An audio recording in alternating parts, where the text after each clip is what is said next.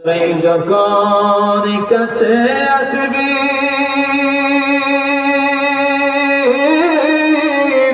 কোন ঝড় না চলিবে, প্রাণ পাখি কেড়ে নিবে, রাখতে পারবে না দুনিয়াতে নৌকা দাইয়া। আল্লাহ খবরে কাদায় না, জাহান্নামের আগুন আল্লাহ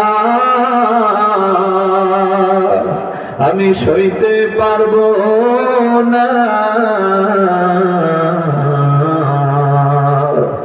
দুনিয়াতে নৌকা দাইয়া আমায় হাসরে কান্দায় না। কথা বলেন ঠিক কিনা? কারণ আজরের সামনে আসলে আল্লাহর হুকুম হয়ে গেলে প্রাণটাকে নিয়ে যাবে। পৃথিবীর কোন শক্তি নাই আজরাইলকে ধরে রাখতে পারবে না, প্রাণটাকেও আটকিয়ে রাখার মতো কোনো ক্ষমতা নাই। এই জন্য আমার নবী লিখে বলেন, রাতের আধার যখন হয়ে যায় এশার নামাজ আদায় করিয়া, এশার নামাজ পড়ে খাওয়া দাওয়া কমপ্লিট করিয়ে কিছুক্ষণ পরে শুয়ে যাও। শেষ রাত্রে কলিলা কিছুক্ষণ সময়ের জন্য দণ্ডায়মান হও, নামাজের মুসাল্লায় দাঁড়াইয়া দাঁড়াইয়া আল্লাহকে তালাশ করো। আজকে যখন 70-80 বছর হয়ে যাবে, যুবক 25-30-40 নামাজ আদায় করো নাই, তখন তোমার বয়স ছিল 70-80 বছর হয়ে গেল। তুমি এখন বার্ধক্যজনিত কারণে হাঁটতে পারো না, চলাফেরা করতে পারো না, পশমগুলো সাদা হয়ে গেল, কালো দাড়িগুলো সাদা হয়ে গেল, মাথায় কালো চুলগুলো সাদা হয়ে গেল। রে বান্দা, বান্দা, এই সময় একটা কদম হলো গড়ে, আরেকটা কদম হলো দূরে, একটা পা থাকবে খবরের দিকে, আরেকটা পা থাকবে ঘরের দিকে। জানি না কখন খবরের মাটি আমাকে ধরে আর আল্লাহর জমিন চাই না আমার যেটা হয়। তখন বান্দায় নামাজের মুসাল্লায় দাঁড়াতে চায় রে, মাথাটা চক্কর মারে দাঁড়াইতে পারে না, বার্ধক্যজনিত দুর্বল থাকার কারণে এমন হয়ে যায় আল্লাহর কোরআন তেলাওয়াত করতে চাইলে তেলাওয়াত করতে পারে না, সূরা কেরাতগুলো তেলাওয়াত করে হিসাব করতে পারে না, 2 রাকাত নামাজের জন্য দাঁড়াইলে কয় রাকাত পরে হিসাব করতে পারে না। আমার আল্লাহ বলে, বান্দারা মেন্টালিয়াতের প্রবলেম তোমার দেখা দিয়েছে, কারণ বার্ধক্যজনিত বয়স বৃদ্ধি হলো, এই জন্য তোমার স্মরণ শক্তি চলে গেল রে বান্দা। কিন্তু তুমি যদি যুবক অবস্থায় বেশি বেশি করে আমার আল্লাহকে ডাকতে রে বান্দা, ও বান্দা, রাতের আধারে 8 রাকাত তাহাজ্জুদের নামাজ তুমি আদায় করেছো, তোমার বয়স 25-30-40 বছর যুবক ছিল না, বয়স যখন 80 বছর হয়ে গেল, তখন তুমি দেখতে পাচ্ছ আপন বলতে পৃথিবীতে কেউ নাই। আমার স্ত্রী মারা গেল, আমার আপন ছিল সহধর্মিনী বিদায় হয়ে গেল, প্রতিবেশীরা বিদায় হয়ে গেল, আমার ভাইয়েরা ছিল তারও বিদায় হয়ে গেল। আজকে আমি দুনিয়ার জমিনে একলা রয়েছি, তখন আমার চোখে পানি আসে, শুধু আল্লাহ ছাড়া আমি আর কিছু চিনতে পারি না। নামাজের মুসাল্লায় দাঁড়াইলে নামাজ আদায় করতে পারি না, বড় কষ্ট হলো। 2 রাকাত নামাজ আদায় করলাম। আমার আল্লাহর নবী রেখে বলে, উম্মত উম্মত ফালাহুম আজরুন গায়রু মামনুন। সূরা 3 এর ভিতরে আমার আল্লাহ জানায়া দেয়, যুবক অবস্থায় যদি 100 রাকাত নফল নামাজ আদায় করো রাতের আধারে, 80 বছরের বুড়া বাবা, বৃদ্ধ বাবা নামাজের মুসাল্লায় দাঁড়ায়া 2 রাকাত নামাজ আদায় করেছে কষ্ট করে রে, ডাক্তার আল্লাহ গো আর মন চায় না নামাজ আদায় করবো রে আল্লাহ, বার্ধক্যজনিত বয়সের কারণে পারি না পারি না পারি না। আমার আল্লাহ কয়, আর চিন্তা করতে হবে না রে বান্দা, বান্দারা 2 রাকাত নামাজের মাধ্যমে আমি আল্লাহ 100 রাকাত নফল নামাজের সওয়াব আমলি দিয়ে দিলাম। সুবহানাল্লাহ। আসসালামু আলাইকুম ওয়া রাহমাতুল্লাহি ওয়া বারাকাতুহু। আল্লাহ পাককে আমরা খুশি করতে চাই কি চাই না? আল্লাহ বলেছে, বান্দা, এই পৃথিবীতে আমার ইমানদার বান্দাগণ ব্যতীত সবাই ক্ষতির মধ্যে আছে। والعصر إن ইনসানা লাফি খুসরিন ইল্লাল্লাযীনা আমানুস সালিহাত। আল্লাহু আকবার। আল্লাহ বলেন সময়ের কসম, আসরের কসম, যুগের কসম, আমি আল্লাহ তোমাদেরকে জানিয়ে দিলাম, বান্দা, আমার ইমানদার বান্দাগণ ব্যতীত মানুষ ক্ষতির মধ্যে আছে। কারণ আসল ধন, আসল পুঁজি নষ্ট হয়ে যাচ্ছে, বান্দার হিসাব নাই। আল্লাহু আকবার বলেন। বলবেন হুজুর, আসল টাকা তো মনে করি আমাদের ফান্ডে যা আছে, ব্যাংকে অ্যাকাউন্টে যা আছে, ঘরে স্বর্ণ অলংকার আছে, চোর ডাকাতের ভয়ে ব্যাংকে রাখলাম জমা করে, এটা আসল ধন নয়। এই জন্য রাবে বছরই বলতেন, জোটা গর গর বানায়া আসল গর হাই গর, জোটা গর গর বানায়া আসল গর হাই গর, ইয়ে গর সবে কই চোরে গা লোক নাচাবে শোর। আপন ঘর, আপন ঘর, অন্ধকার খবর, আলিশান বিল্ডিং, বাড়ি, কোটি কোটি টাকার গাড়ি, এগুলি তো আমাদের আসল হয়। কথা বলেন ঠিক কিনা?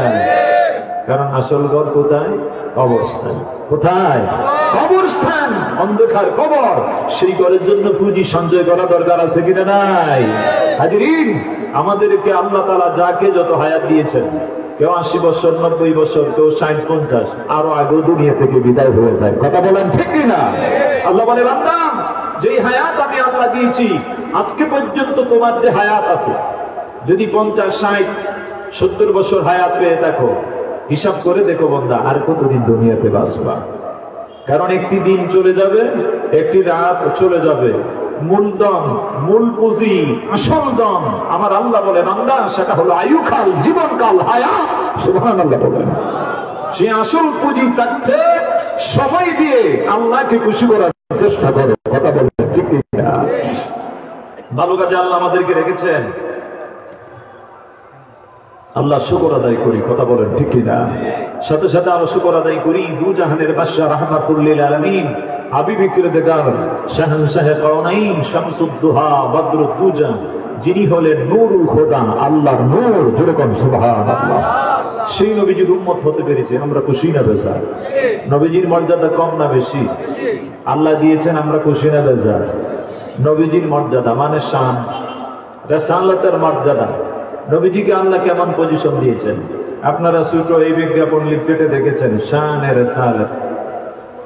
আমার নবীজির মর্যাদা, আমার নবীজির পজিশনের কথা, সমস্ত সাগরের পানিকে খালি বানিয়ে যদি নবীজির মর্যাদা আলোচনাগুলো এক এক ভাবে এক একটি পৃষ্ঠা, গাছের পাতাগুলো দিয়ে পৃষ্ঠা বানিয়ে লেখা হয়, আল্লাহ রাসূল সাল্লাল্লাহু আলাইহি সাল্লামের জিন্দেগি কালের বিবুদ্ধ সায়ের মর্যাদাও, এই মর্যাদার আলোচনা ন্যূনতম লেখেও শেষ করা সম্ভব হবে না। কথা বলেন ঠিক?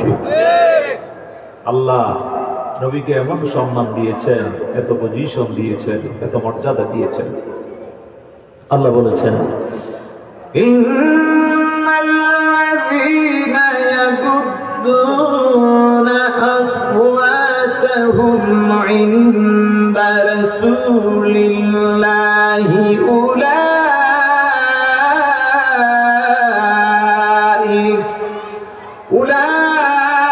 উলাইকা আমতাহানাল্লাহু কুলুবাহুম লিত্তাকওয়া লাহুম মাগফিরাতুন ওয়া আজরুন আযীম।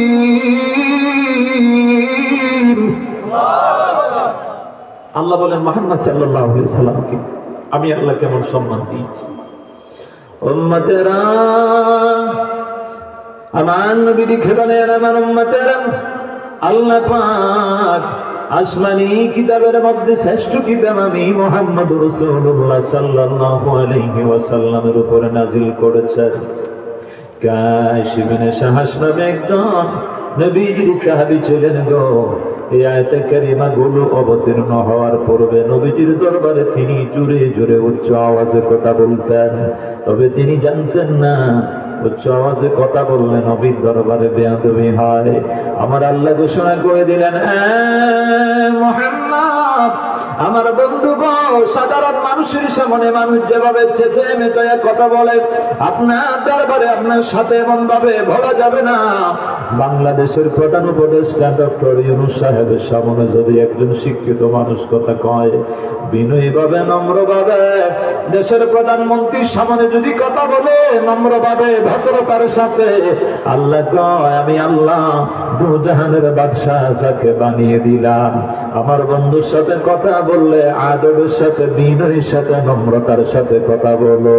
আমি আল্লাহ তোমাদেরকে জানিয়ে দিলাম রে বান্দা, যদি আমার বন্ধুর দরবারের আদব যদি রক্ষা করো না, সম্মান ইজ্জত যদি রক্ষা করো না, আমি আল্লাহ তোমাদেরকে হুঁশিয়ারি জানিয়ে দিলাম, ইশারা ইঙ্গিত করে দিচ্ছে রে বান্দা, তোমাদের অজানা অন্যায় হয়ে যায়, গুনাহ হয়ে যাবে, তোমাদের ধারণা নাই, তোমাদের জানা নাই। আমি আল্লাহ জানিয়ে দিলাম মুহাম্মদ সাল্লাল্লাহু আলাইহি ওয়াসাল্লামের দরবারের আদব রক্ষা করো, নবীকে সম্মান করো, নবীজিকে তোমরা তাজিম করো। সম্মান করলে কি হয়? নবীজির সম্মানে আল্লাহর নবীর উম্মতের গুনাহগুলো তিনি ক্ষমা করে দিয়ে সম্মানের দরওয়াজা বাড়িয়ে দেখুন। সুবহানাল্লাহ। নবীজির দরবারে আদব রক্ষা করবেন।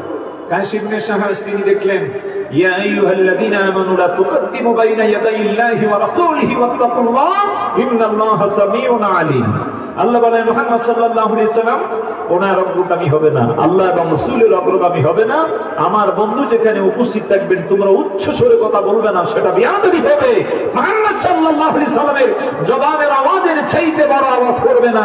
নবীজির দরবারের আদব খাতিম সম্মান রক্ষা করলে ঈমানদারের ঈমানের পরিচয় পাওয়া যায়। আল্লাহ বলে দিয়েছেন, ইন্নাল্লাযীনা ইয়াকুদ্দুনা আসওয়াতাহুম ইনদা রাসূলিল্লাহ, আমার রাসূলের নিকটে যদি কেউ আদবের সাথে তাজিমের সাথে বিনয়ী হয়ে, যদি ইহসানিয়তের সাথে যদি আমার মুহাম্মদ সাল্লাল্লাহু আলাইহি সাল্লামের দরবারের আদব রক্ষা করে, উলাইকাল্লাযীনা ইমতাহানাল্লাহু কুলুবাহুম লিত্তাকওয়া, আমি আল্লাহ তাদেরকে ঘোষণা করে দিয়েছি তারা হবে জামানার ওলি আল্লাহ, তারা হবে মুত্তাকি, তারা হবে আল্লাহর বন্ধু। ছেড়ে বলেন সুবহানাল্লাহ। এই কথা বলছেন কে? আরো জোরে আওয়াজে বলি, বলছেন কে? তাহলে নবীজির দরবারের আদব রাখা দরকার আছে কিনা নাই? আল্লাহ শুধু তাই বলেন না, আল্লাহ বলেন আমি সেখানে বেছে নিয়েছি কে হবে আল্লাহওয়ালা, কে হবে মুত্তাকি, কে হবে পরহেজগার। যারা আমার নবীজির দরবারের আদব রক্ষা করে তারাই হবে আল্লাহওয়ালা, তারাই হবে পরহেজগার। আমি আল্লাহ তাদেরকে স্পেশাল ভাবে একটা প্রাইজ দিতে পারি, একটা পুরস্কৃত করতে পারি, তা হলো লাহুম মাগফিরাতুন ওয়া আজরুন আযীম।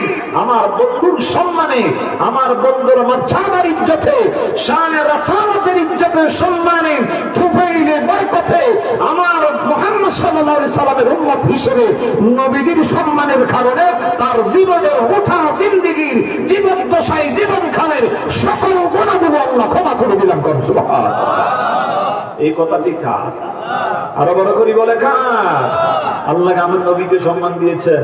আমার এই জবান দিয়ে আমার নবীর মর্যাদা শানে রাসালাতের আলোচনা আমি কি করব? আমি অজ্ঞ মূর্খ ভরবরতা নিয়ে মুহাম্মদ সাল্লাল্লাহু আলাইহি সাল্লাম শান ও মর্যাদার আলোচনা, সেই অযোগ্য মানুষটি সে জবান দ্বারা সম্ভব না বর্ণনা করা। আমার আল্লাহ যেখানে আমার নবীকে ইজ্জত দিয়েছেন, সম্মান দিয়েছেন, রাসালাতের মর্যাদা দিয়েছেন, কায়েস ইবনে শাহাস নবীজির দরবারে তিনি একটু জোর করলে কথা বলতেন, ইচ্ছে করে নয়। ওনার ভাষাটা এত কঠিন ছিল, বলার আওয়াজ শর্টটা একটু বড় ছিল। নবীর দরবারে কথা বললে জোরে বলতেন। আল্লাহর হাবিব আল্লাহর নবী দেখে বলেন, কায়েস ইবনে শাহাস আমার আল্লাহ জানিয়ে দিয়েছে নবীজির দরবারে জোরে কথা বলা যাবে না, আস্তে আস্তে করে বিনয়ে বিনয়ে নবীর দরবারে কথা বলতে হয়। ওই দিন থেকে গো কায়েস ইবনে শাহাস আমার নবীর দরবার ছাইরা দিয়েছে। নবী আমার সাহাবীদেরকে পাঠাইলেন, সাহাবীরা আমার কায়েসের কাছে যাও, যায় জিজ্ঞাসা করো কেন আসে না। কায়েস দিকে বলে, ইয়া রাসূলুল্লাহ, ইয়া হাবিবাল্লাহ, নবী গো আমি এই জন্য আসি না গো নবী। আল্লাহ বলেছেন আপনার দরবারে যারা জুড়ে কথা বলে বেয়াদবি হয় আমি গুনাহগার হয়ে গেছি আল্লাহর ফতোয়ায়। নবী গো আল্লাহ আমাকে ক্ষমা করে দিয়েছেননি। আমার নবী কই কাশ রে, যেই দিন থেকে আল্লাহর কোরআনের আয়াত কারিমা নাজিল হয়ে গেল, নবীজির দরবারে নাটক বাজায় রাখা ফরজ হয়ে গেল রে, ওই দিন থেকে আর কোনদিন জোরে খন্ডে কথা বলা যাবে না। আর বিগত জিন্দেগির অপরাধ আমার আল্লাহ ক্ষমা করে দিয়েছে। সুবহানাল্লাহ। এখন যদি আমাদের এই দেশে কোন মুফাসসির, কোন বড় উলামা, কোন আল্লামা এমন কথা উচ্চারণ করে জবানে, আমার নবীর সম্মান কমে যায়, আমার নবীর ইজ্জত কমে যায়, আমার নবীর ইজ্জতের হানি হয়, সম্মানের হানি হয়, সম্মান নিচু হয়, তাহলে বোঝা যাবে আল্লাহ আর কোরআনের বিপরীত হয়। কথা বলেন ঠিক না? আল্লাহ বলেছেন আমার নবীর রিসালাতের মর্যাদার কথা, আর আমি এমন বক্তব্য দিয়েছি যে বক্তব্যের মাধ্যমে মুহাম্মদ সাল্লাল্লাহু আলাইহি সাল্লামের সাথে বেয়াদবি হয়। বাংলাদেশে এমন লোক আছে যারা বলে যে মুহাম্মদ সাল্লাল্লাহু আলাইহি সাল্লাম ওনার আবার আদর্শ কি, অর্থাৎ তিনি তো আমাদের মতোই একজন। এই কথাটি বলেছিলেন কাফেরেরা, মক্কা নগরীর ভেতরে আবু জাহেলের পন্থীরা, আবু লাহাবের পন্থীরা, তারা বলতো ক্বালু মা আনতুম ইল্লা বাশারুন মিসলুনা, মুহাম্মদ সাল্লাল্লাহু আলাইহি সাল্লাম তিনি তো আমাদের মতো দেখতে, বিয়ে শাদী করছেন, ঘর সংসার করছেন, সবই তো আমাদের মতো, ওনাকে আবার নবী হিসেবে মানবে কেন? যেরকম নাউজুবিল্লাহ। আমার আল্লাহকে আমার পয়গাম্বর হিসেবে শ্রেষ্ঠ পয়গাম্বর পৃথিবীতে পাঠাইলাম, আর তোমরা বলো যে মুহাম্মদ তোমাদের মতো সাধারণ মানুষ। আরে মিয়া, যে মুহাম্মদ সাল্লাল্লাহু আলাইহি সাল্লামের পেশাবের সমতুল্য তুমি হইতে পারো নাই। কথা বলেন ঠিক না? আল্লাহ রাসূল সাল্লাল্লাহু আলাইহি সাল্লামের পেশাব মোবারক উম্মে আইমান যখন খেয়ে ফেলেছিলেন ওয়াজান, নবী আমার রাতে রাতে পেশাব করেছেন, পেশাব মোবারক পাতিলায় রেখেছেন। হযরত উম্মে আইমান রাদিয়াল্লাহু তিনি জানেননি যে পাতিলায় পেশাব মোবারক, তিনি কি করলেন, রাতে রাতে পানির পিপাসা লাগছে, তীব্র পিপাসা নিয়ে তিনি এক ঠাম দিয়ে আল্লাহ রাসূলের পেশাব মোবারক খাওয়া ফেলেছেন। সুবহানাল্লাহ। সকালবেলা আমার নবী তালাশ করতেছেন, উম্মে আইমান তিনি বলে ইয়া রাসূলুল্লাহ, পাতিলায় তো নবী মানুষের পেশাবে তো দুর্গন্ধ পাওয়া যায়, আমি সেই পাতিলায় দুর্গন্ধযুক্ত কিছুই পাই নাই, মেশক আম্বরের সুঘ্রাণ বের হয়ে গেছে, এমন পানি আমি পান করেছি যেই পানি আমি জীবনে পান করি নাই।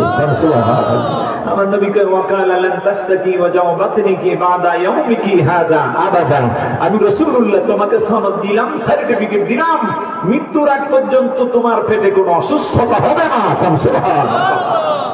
শুধু তাই নয়, উম্মে হাবিবা রাদিয়াল্লাহু তাআলা আনহার সঙ্গে অবিসিনিয়া থেকে হিজরত করে এসেছেন যিনি বরকত নামে একজন মহিলা, তিনি ঘটনাক্রমে তিনি একদিন মুহাম্মদ রাসূলুল্লাহ সাল্লাল্লাহু আলাইহি সাল্লামের পেশাব মোবারক তিনি বক্ষণ করে ফেলছেন।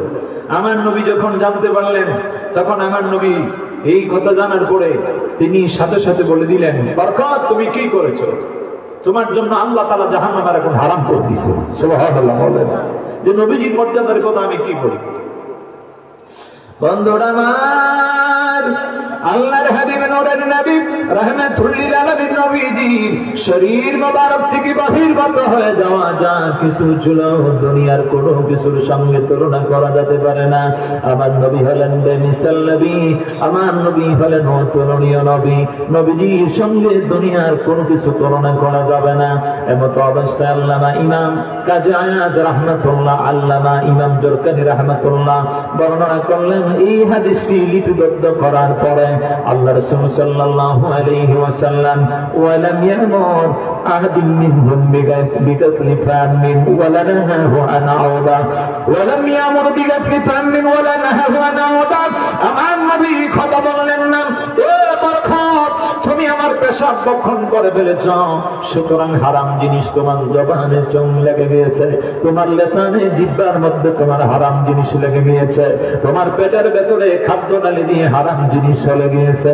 ওয়ালাম ইয়ামুর ওয়াহিদাম মিনহুম বিগাসলি ফামিন ওয়ালা ওয়ালা নাহু আনাউদা, আমার নবী কত বললেন না যাও যাও এগুলো আঙ্গুল গলার ভেতরে কণ্ঠনালীতে ঢুকায়া বমি করে ফেলে আসো, এই কথাটিও আমার নবী বললেন না। আমার নবী বরঞ্চ বরকতকে বললেন, হে বরকত, আমি নবীর পেশাব মোবারক তুমি পান করে ফেলেছ, যাও যাও যাও, আমি রাসূলুল্লাহ তোমাকে জানিয়ে দিলাম, আমি নবীর পেশাব মোবারক ভক্ষণ করার কারণে তোমার জন্য আল্লাহ জাহান্নামের আগুন হারাম করে দিয়েছে। সুবহানাল্লাহ। ওদের যুদ্ধের ময়দান শুরু হয়ে গেল। কাফির বেঈমানেরা আমার নবীজির মাথা মুবারকের মধ্যে আঘাত আনা শুরু করে দিয়েছে। ডান্ডার মুবারক শহীদ হয়ে গেল, খুন মুবারক জমিনের মধ্যে পড়া শুরু হয়ে গেল। আবু সাঈদ খুদরি রাদিয়াল্লাহু তাআলা আনহুর পিতা মালিক ইবনে সিনান নবীজির জখমি জায়গার মধ্যে তিনি মুখ লাগাইলেন। মুখটা লাগাইয়া যখন পান করা শুরু করে দিলেন, আমার নবীজি বললেন, মালিক ইবনে সিনান, এ মালিক ইবনে সিনান, আমার এই রক্ত মুবারক এমন জায়গায় তুমি গোপন করে চলে আসো যেখানে দুনিয়ার কোন মানুষ দেখবে না। এমত অবস্থায় তিনি বললেন, ইয়া রাসূলুল্লাহ, ইয়া হাবিবাল্লাহ, নবী গো, আপনার শরীরের রক্ত মুবারক আমি এমন জায়গায় গোপন করে এসেছি গো নবী, আর কোন মানুষ দেখার কোন শব্দ নাই, কোন ক্ষমতা নাই। তিনি যখন জায়গায় আঘাতপ্রাপ্ত জায়গাটার মধ্যে তিনি মুখ লাগাইলেন, চুষে চুষে নবীজি শরীর মুবারক থেকে রক্ত মুবারক জমিনের মধ্যে পড়বে। এমত অবস্থায় আবু সাঈদ খুদরি রাদিয়াল্লাহু তাআলা আনহুর পিতা মালিক ইবনে সিনান জখমি জায়গায় মুখ লাগায়া রক্তগুলো পান করে ফেলেছে। মাম্মাসাদা মিদামাহু লাম তুসবিহুন নার, আমার নবী ঘোষণা করে দিলেন, এর মালিক ইবনে সিনান, তোমার জন্য আমার আল্লাহ আমি নবীজির শরীর মুবারক থেকে রক্ত মুবারক বহির্গত যা কিছু আছে সবটা হলো পবিত্র। ওই রক্ত মুবারক ভক্ষণ করার কারণে আল্লাহ তোমার জন্য জাহান্নামের আগুন হারাম করে দিয়েছে। সুবহানাল্লাহ। নবীজির রাসালাতের মর্যাদা, নবীজির মাথা মোবারক থেকে পা মোবারক পর্যন্ত যা কিছু ছিল সমস্ত কিছু ছিল নূর। যেখানে সূরাত মারিয়ামের মধ্যে রয়েছে, আল্লাহ বলেছেন,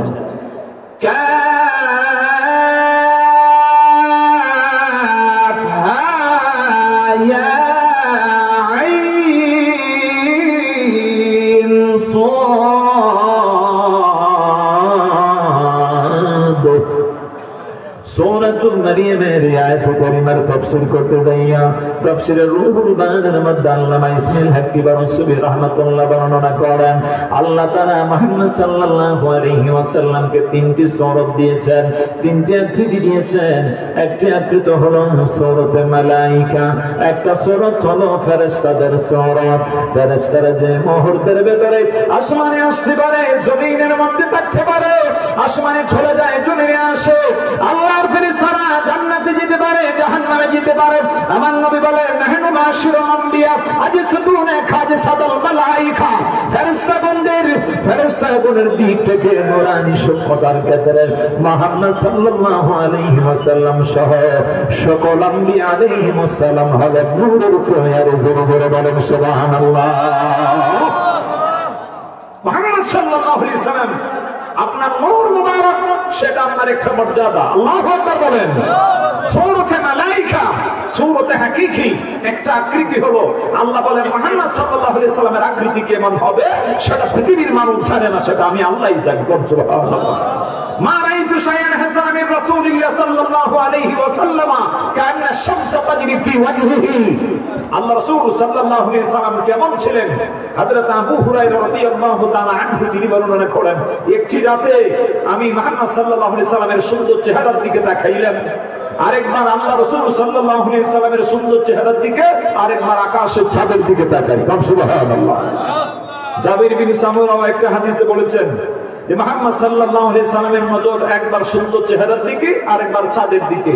আর আল্লাহ রাসূলের সাহাবী বলেন, একবার আমি আকাশের সূর্যের দিকে, আরেকবার নবীর দিকে তাকাই, তাকে দেখি কান্না শামসা তাজরি ফি ওয়াজহি, আল্লাহ রাসূলের সুন্দর চেহারায় যেন সূর্যটা চমকাচ্ছে। আল্লাহু আকবার বলেন।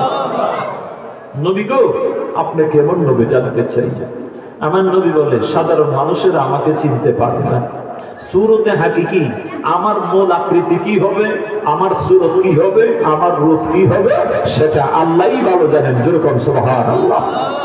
সুরতে মালাইকা ফেরেশতার সুরত, সুরতে হাকিকি সেটা আল্লাহর একটা কুদরত দিয়ে আমার নবীকে বানাইলেন, কুদরতি একটা সুরত, যেটা আপনি আমার জ্ঞান দ্বারাও সেটা খুঁজে পাবো না, বই পুস্তক পড়েও সেই জ্ঞানে গুণান্বিত হতে পারবো না। আরেকটা হলো সুরতে বাশারি, যেই সুরতটা হলো কুল ইন্নামা আনা বাশারুম মিসলুকুম ইউহা ইলাইয়া। মুহাম্মদ সাল্লাল্লাহু আলাইহি সাল্লাম বলেছেন, ওই পৃথিবীতে মানুষের কাছে হেদায়েতের দাওয়াত দেওয়ার জন্য আল্লাহ মানুষের সুরত দিয়ে আমাকে পাঠিয়েছেন। কারণ পৃথিবীতে একটা নিয়ম হলো, স্বজাতি স্বজাতির কাছে যায়, বাঘ বাঘের কাছে যায়, সিংহ সিংহর কাছে যায়, কবুতর কবুতরের কাছে যায়, মোরগ মোরগের কাছে যায়, ছাগল ছাগলের কাছে যায়, কুকুর কুকুরের কাছে যায়, শিয়াল শিয়ালের কাছে যায়, মানুষ মানুষের কাছে যাবে। কথা বলেন ঠিক কিনা? আমার নবী বলেন, মানুষের কাছে দ্বীনের দাওয়াত দেওয়ার জন্য, ধর্মের দাওয়াত দেওয়ার জন্য, আল্লাহ পাকের একত্ববাদ স্বীকারোক্তি মানুষকে শেখানোর জন্য আল্লাহ আমাকে মানুষের একটা সুরত দিয়েছেন। কিন্তু ওই স্ক্রিন বাশারিয়তের সুরতের ভেতরে আল্লাহ কি যে লুকায়া রেখেছে সেটা আল্লাহই ভালো জানেন। সুবহানাল্লাহ। প্রমাণ হলো জ্বলন্ত প্রমাণ, মেরাজের রজনী। আল্লাহর হাবিব দ্বীনের নবী মুস্তাফাকে বলেন, উম্মত মেরাজের রজনীর মধ্যে আমি যখন প্রথম আসমান পাড়ি দিয়ে চলে গেলাম, দ্বিতীয় আসমান পাড়ি দিয়ে চলে গেলাম, এইভাবে 7টি আসমান পাড়ি দিয়ে চলে গেলাম সিদরাতুল মুনতাহায়। সেখানে যাওয়ার পরে জিবরাইল আলাইহিস সালাতু সালাম তিনি বললেন, ইয়া রাসূলুল্লাহ, ইয়া হাবিবাল্লাহ, নবী গো, আমার পক্ষে আর সম্ভব না গো নবী, আল্লাহ যে আমাকে নূরের 500 পাকা দিয়েছে গো নবী। আল্লাহর কোন বান্দা যদি বিপদে পড়ে যায়, আল্লাহর কোন বান্দা যদি মুসিবতে পড়ে যায়, আল্লাহর কোন বান্দা যদি অসুস্থ হয়ে যায়, তখন কারে ডাকেন? আরো করে বলেন, আমরা কারে ডাকবো? আল্লাহকে যখন বান্দা ডাকে, আমার নবী বলেন, আনা ইনদা যন্নি আবদি বিওয়ানা মা হুইদা যাকারানি ফাইন যাকারানি বিনাফসিহি যাকারতু বিনাফসিহি ওয়া ইন যাকারানি ফিমা লা যাকারতু বিমালা। বান্দা, তুমি যদি মুসিবতে পড়ে যাও, তুমি যদি সাগরের মাঝখানে আটলান্টিক মহাসাগরে বিমানটা ক্রাশ হয়ে পড়ে গেল, একলা একলা তুমি মুসিবতে পড়ে আছো বান্দা, এই বেল্ট পরিয়া তুমি সাঁতার কাটা শুরু করে দিয়েছ, যেখানে কেউ নাই কে আছে? আমার আল্লাহ দেখে বলে, বান্দা তুমি যখন আস্তে আস্তে করে জবান দিয়ে নাড়ায় নাড়ায় আমাকে ডাকো, তখন আমি আল্লাহ শুনি। তোমার মনের মধ্যে যখন আমি আল্লাহ যাব না, আমার একটা কুদরতি মন আছে, ওখানে আমি আল্লাহ তোমাকে স্মরণ করি। বান্দা, তুমি যদি অসুস্থ করে আমাকে ডাকো, আমি আল্লাহ তাও তোমাকে আমার রহমত দিয়ে, আমার দয়া দিয়ে, অনুগ্রহ দিয়ে, ভালোবাসা দিয়ে তোমাকে আমি স্মরণ করি। বান্দা রে, ও বান্দা, আজকে যদি আল্লাহ দিনে ইসলামী সমাজ কল্যাণ যুব সংস্কার উদ্যোগে ওই জান্নাতের বাগানের সম্মেলনে বসিয়া যখন তোমরা সুবহানাল্লাহ শব্দ উচ্চারণ করো, আর তাসবিহু নিসফুল মিজান, আমার নবী কয় হাসরের ময়দানে যায় দেখবে রে আল্লাহর বান্দারা, ওই দিন তোমরা দেখতে পাবে নেকির পাল্লাটা যেন অর্ধেক হয়ে গেল। তখন আল্লাহকে বলবে, আল্লাহ নেকির পাল্লা অর্ধাংশ হয়ে গেছে, বাকি অর্ধাংশ তুমি পূর্ণ করে দিয়ে আমাকে জান্নাতে দিয়ে দাও। আল্লাহর ফেরেশতারা বলবে, আল্লাহ কেমন করে তোমার বান্দা এত নেকি অর্জন করলো? আমার নবী বলবে, ওই সম্মেলনে যাইয়া আল মদিনা ইসলামী সংস্থা যুব কল্যাণ সংস্থার উদ্যোগে ওই সুন্নি মহা সম্মেলনে বসিয়া বসিয়া সুবহানাল্লাহ শব্দ দিয়া আসমান জমিন মুখরিত করে আমার জবান ঠানারায়া উচ্চ আওয়াজে আল্লাহর পবিত্রতা বর্ণনা করেছিলেন, আল্লাহু আকবার বলে আমার আল্লাহর মহত্ব বর্ণনা করেছিলেন। সেদিন আমার আল্লাহ ফেরেশতাকে বলবে, ফেরেশতারা রে, তোমরা জেনে নাও আমার বান্দা আমার সাইরা দিয়া উত্তম একটা স্থানে যাইয়া, উত্তম মজলিসে যাইয়া আমাকে স্মরণ করেছে। আল্লাহ আজকে এই মুহূর্তে বলতেছেন, ফেরেশতারা রে, আসমানে প্রথম আসমান, দ্বিতীয় আসমান, আকাশের মুকাররবিন ফেরেশতাগুলো লইয়া আমি আল্লাহ তোমাদের চাইতে আরেকটু উত্তম সম্মেলন করিয়া তোমাদের প্রশংসা আমি আল্লাহ করি। সুবহানাল্লাহ। বান্দা যখন মুসিবতে পড়ে যায়, বিপদে পড়ে একটা ডাক দেয়, আমার আল্লাহ কয় আর চিন্তা করিস না রে বান্দা, ফালাউলা আন্নাহু কানা মিনাল মুসাব্বিহিনা লালাবিথা ফি বাতনিহি ইলা ইয়াউমি ইউবআসুন। ইউনূস আলাইহিস সালাম মাছের পেটে পড়ে গেলেন, মাছ যখন হা করে গিলে ফেলেছে, ফালতাকামাহুল হুত ওয়া হুয়া মুলিম, হা করে যখন ইউনূস নবীকে গিলে ফেললো, আল্লাহর হুকুম হয়ে গেল 40 দিন পর্যন্ত পেটের ভিতরে রাখলো। ইউনূস নবী কোনো খাবার খায় না, আল্লাহর হুকুমে জবানটা খোলা রাখে। ওই সাগরের মাছ দেখে বলে, ইউনূস নবী গো, আমার পেট এত পবিত্র, আল্লাহ আমাকে সৃষ্টি করার পরে কোনোদিন সামান্য হারাম ভক্ষণ করি নাই। কম সুবহানাল্লাহ। ইউনূস নবী মাছের পেটে তাকিয়া ডাক দিয়ে কয়, আল্লাহ আল্লাহ আল্লাহ। ফানাদা ফি যুলুমাত, আল্লাহ এত অন্ধকারের মধ্যে পড়ে গেলাম রে আল্লাহ, ভয় করে আমার, ভয় করে রে আল্লাহ। ফালাউলা আন্নাহু কানা মিনাল মুসাব্বিহিনা লালাবিথা ফি বাতনিহি ইলা ইয়াউমি ইউবআসুন। অন্ধকারাচ্ছন্নতার মধ্যে ইউনূস নবী তাসবিহ পড়ে কার? জিকির করে কার? আল্লাহকে ডাকতেছে। আল্লাহ কয়, ইউনূস নবী মাছের পেটে 40 দিন পর্যন্ত বন্দী ছিল, কোনো খানা পিনা নাই। ইউনূস নবী একটা সেকেন্ডের জন্য আল্লাহর জিকির বন্ধ করে দেয় নাই। সুবহানাল্লাহ বলেন। মুসিবতে পড়লে কারে ডাকবো? এজন্য আল্লাহ শিখিয়ে দিয়েছে, লা ইলাহা ইল্লা আনতা সুবহানাকা ইন্নী কুনতু মিনাল যালিমিন, ফাসতাজাবনা লাহু ওয়া নাজাইনাহু মিনাল গাম্মি ওয়া কাযালিকা নুনজিল মুমিনিন। আমার বান্দাগণ, তোমরা যখন মুসিবতে পড়ে যাও তখন তোমরা বলো, আল্লাহ আমি গুনাহগার, আমি অন্যায় করেছি, আমি জালেমের অন্তর্ভুক্ত হয়ে গেছি, আল্লাহ তুমি আমাকে ক্ষমা করো। আল্লাহ তো বান্দা, আমি তো সব দেখি, আমি তো সব বুঝি, সব জানি, সব দেখতেছি। এইভাবে আমি আল্লাহ ফাসতাজাবনা লাহু ওয়া নাজাইনাহু মিনাল গাম্মি, আমি আল্লাহ আমার বান্দার ডাক শুনি, আমি আল্লাহ আমার বান্দার ডাকে জবাব দিচ্ছি, আমি আমার বান্দার আওয়াজগুলো শুনতেছি। দুশ্চিন্তা, মুসিবত থেকে, অসুস্থতা থেকে, বিপদ থেকে আমি আল্লাহ আমার মুমিন বান্দাদেরকে ইহসানের সাথে উদ্ধার করে নিচ্ছি। সুবহানাল্লাহ। বান্দা যদি কোন জায়গায় মুসিবতে পড়ে, যখন আল্লাহকে স্মরণ করে, ওয়ামা মিন শাইইন আনজা মিন আযাবিল্লাহি মিন যিকরিল্লাহ, আল্লাহর নবী বলে, উম্মত তখন তুমি আল্লাহকে ডাকো। আল্লাহকে ডাকলে আল্লাহকে বিপদ থেকে উদ্ধার করলাম। কেমন করে? আমার আল্লাহকে, জিবরাইল তুমি সেখানে যাও, দ্রুত গতিতে যাই, আমার বান্দা মুসিবতে পড়ছে। জিবরাইল আলাইহিস সালাম একটা মুহূর্তে আল্লাহ পাকের আদেশ শুনে নিমিষের ভিতরে আল্লাহর বান্দাকে সেখান থেকে উদ্ধার করে দেওয়ার ক্ষমতা রাখে। চিৎকার মেরে বলুন সুবহানাল্লাহ।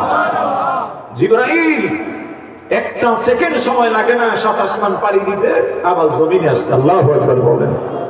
হাজিরিন, এমন একজন মহান মালিক, এমন একজন আল্লাহ, আমাদের রব জিবরাইল আলাইহিস সালামকে স্পেশাল ক্ষমতা দিয়েছেন।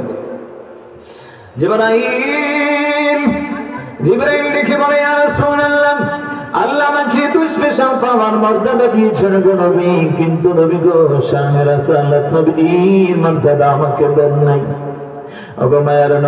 সাধারণ মানুষেরা গো নবী আপনাকে চিনে নাই, আপনাকে চিনতে পারে না, সাধারণ মানুষেরা চিনতে পারে না। আপনার প্রেমিক হইলে, আপনার আশিক হইলে উম্মতেরা চিনবে। নবী গো, আপনার ক্ষমতা যেখান থেকে শুরু, আমি জিবরাইল নূরের ফেরেশতা, আর ক্ষমতা সেখানে শেষ হয়ে গেল। সুবহানাল্লাহ। মেরাজের দিনের ব্যাপারে জিবরাইল দাইতে বলে, ইয়া রাসূলুল্লাহ, ইয়া হাবিবাল্লাহ, নবী গো, সপ্তম আসমান পাড়ি দিয়া সিদরাতুল মুনতাহায় যাইয়া আর সামনে অগ্রসর হতে পারবো না গো নবী। লাউদানাউতা মিনহু, লাউদানাউতু মিনহু আদমিনাকুল্লাহু খরকতা, আমি যদি আর সামনে সামান্য যদি অগ্রসর হয়, আল্লাহ পাক আমাকে স্পেশাল নূরের 500 পাকা দিয়েছেন। ওই পাকাগুলো আল্লাহ পাকের তাজাল্লিতে, নূরের জালালিয়াতের ক্ষমতায় তাজাল্লিতে আমার পাখা গুলো জ্বলে আমরা হয়ে যাবে। নবী গো, আমি আর সামনে যেতে পারবো না, আমি আর সামনে অগ্রসর হতে পারবো না গো নবী। লাউদানাউতু মিনহা আগমিলাতান লা উখরিকা, ইয়া রাসূলুল্লাহ, আমি জিবরাইল একজন নূরের ফেরেশতা, নূরের ফেরেশতার নূরানিয়াতের ক্ষমতা যেখানে হয়ে যায় গো, যেখানে শেষ হয়ে যায়, নূরের নবী রাহমাতুল লিল আলামিন মায়ের নবীজির ক্ষমতা ওই জায়গা থেকে শুরু হয়ে যায়। সুবহানাল্লাহ। ওগো নবী, নবী গো, রাহমাতুল লিল আলামিন নবী, আপনি নবী খাবার নবী। হযরত আনাস ইবনে মালিক রাদিয়াল্লাহু তাআলা তিনি বর্ণনা করেন, আল্লাহর হাবিব জোহরের সময় যাইয়া আনাস ইবনে মালিক রাদিয়াল্লাহু তাআলা আনহু নবীজির সাহাবী বড় ভাইয়া, অনেক সময় আমার নবী শরীরের ক্লান্তি দূর করতেন। আল্লাহর হাবিব একটু সময় বিশ্রাম করতেন। দরবার কাছে হিন্দুদের পাড়ায় পাড়ায় আমার নবী যায়, মুশরিকদের পাড়ায় পাড়ায় যায়, আবু জাহেল আবু লাহাবের পাড়ায় পাড়ায় যাইয়া আবার নবী কোরআনের কথা কয়। আমার নবীজি ওয়াহদানিয়াতের সাক্ষী দেওয়ার জন্য, একত্ববাদের সাক্ষী দেওয়ার জন্য আমার নবী কথা কয়। আমার নবী যখন ক্লান্ত আসলো, পরিশ্রমের মাধ্যমে সইতে পারে না, জোহরের সময় আমার নবী একটু ঘুম যায়।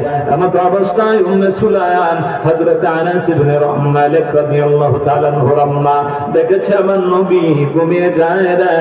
রাসূলুল্লাহর হাত মোবারক, কদম মোবারক থেকে পশমের ধুলা ধুলায়, পশমের গোড়ায় গোড়ায় লোমের কুফ থেকে এক ধরনের পসিনা মোবারক বাহির হইতেছে। সুবহানাল্লাহ। قالت هذا لك نجاله في الدين وهو أمينة يا بالدين। আল্লাহর হাবিব তাকে দেখলেন, আমার নবী বললেন, উম্মে সুলাইম, উম্মে সুলাইম তুমি কি করতেছ? উম্মে সুলাইম ডাক দিয়ে কয়, ইয়া রাসূলুল্লাহ, ইয়া হাবিবাল্লাহ, দ্বীনের নবী গো, আপনি আবু জাহেল বানাবের বানায় বানায় যাইয়া বেদর্মীদেরকে দ্বীনের দাওয়াত দেন। আপনার কষ্ট হইতেছে গো নবী, আপনার শরীর মোবারক থেকে পসিনা মোবারক বের হয়। আমার নবীজি এমত অবস্থায় উম্মে সুলাইমকে ডাক দিয়ে বলেন, উম্মে সুলাইম তুমি কি করো? কয়, ইয়া রাসূলুল্লাহ, ইয়া হাবিবাল্লাহ, আমাদের ঘরে যে সুগন্ধি আতর আছে, আতরের সাথে আপনার শরীরের পশম মোবারকের কুলুম কুফ থেকে যে পসিনা মোবারক বাহির হয়, নবী গো ওই পসিনা মোবারক গান মোবারক আতরের সাথে আমরা মিশ্রিত করে নেই। ইয়া রাসূলুল্লাহ, সুগন্ধি থেকে তখন তার সুবাসটা চতুর্দিকে ছড়িয়ে পড়ে। নবী আপনার শরীরের পসিনা মোবারকের মধ্যে সুগন্ধি পাওয়া যায়। সাধারণ মানুষের পসিনা যখন বাহিরে হয় তখন দুর্গন্ধ হয়, সইতে পারা যায় না। আমার নবী খাওয়ার মা, আমি হইলাম অতুলনীয় বেমিসাল নবী। যেরকম সুবহানাল্লাহ। ইয়া রাসূলুল্লাহ, ইয়া হাবিবাল্লাহ, হযরত আবু হুরায়রা রাদিয়াল্লাহু তাআলা আনহু নবীজি হাদিস কানে বর্ণনা করেন, জয়নাব ব্যক্তি আমার নবীর দরবারে যায় বলেন, আল্লাহর হাবিব আমার একটা কন্যা সন্তান আমি বিয়ে দিব। নবী গো আমার টাকা পয়সা নাই, আতর সুগন্ধি দিতে হয় বিয়ের অনুষ্ঠানে, গো রাসূল আমি দিতে পারবো না, আমার কোনো টাকা পয়সা নাই। আমার সন্তানটাকে বিয়ের অনুষ্ঠানে আমি আপনজন আত্মীয় স্বজন মেহমানদেরকে আমি মেজবানদারি করব, আমি তাদেরকে সম্মানের সাথে সুগন্ধি বিলে দেব, আমার কোনো টাকা নাই পয়সা নাই, সুগন্ধি কোত্থেকে নিয়ে আসবো, আনার এমন কোনো ব্যবস্থা নাই। নবী গো আপনি নবী আমাকে একটু সুগন্ধি দিয়ে দেন। আমার নবী ডাক দিয়ে বললেন, আরে জনক ব্যক্তি, আগামীকালকে তুমি সোনা একটা শিশি নিয়ে আসবে, খালি একটা বোতল নিয়ে আসবে। আল্লাহর নবীজির দরবারে লোকটা আগামীকাল একটা খালি শিশি নিয়ে বোতল নিয়ে নবীজির দরবারে আগমন করলেন। আল্লাহর হাবিব দেখে বললেন, জনক ব্যক্তি, নবী আমার বাহু মুবারক, হাত মুবারক উঠাইলেন, এই শরীর মুবারক থেকে সামান্য পসিনা মুবারক, আমার শরীর আল্লাহর হাবিবের পশম মুবারক থেকে সামান্য পসিনা মুবারক খালি শিশি খালি বোতলের ভেতরে ঢুকাইয়া দিলেন। আর বললেন, ফাকানাতি কাতিবাতিহি ইয়াসুম্মু আহলুল মাদিনাতি যালিকা তিব। আল্লাহর নবী দেখে বললেন, ফাসুম্মু বাইতুল মুতাইয়িবিন ফাকানাতি কাতিবাতিহি ইয়াসুম্মু আহলুল মাদিনাতি যালিকা তিব।